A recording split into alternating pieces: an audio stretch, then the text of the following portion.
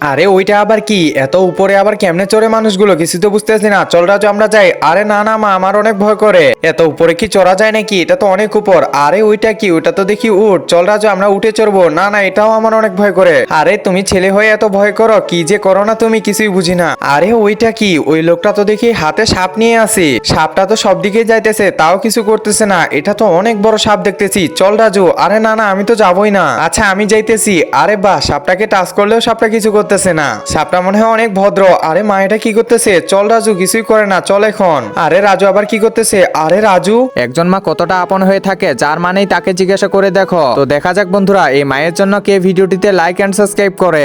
আর যারা মাকে ভালোবাসো না তারা ভিডিওটি থেকে দূরে থাকো। হ্যাঁ মা বলো, কেমন দিলাম? দেখছো আমি সাপটাকে ঘাড়ে নিয়ে নিছি। ওরে বাবা, আমি ভয় পেয়ে গেছি।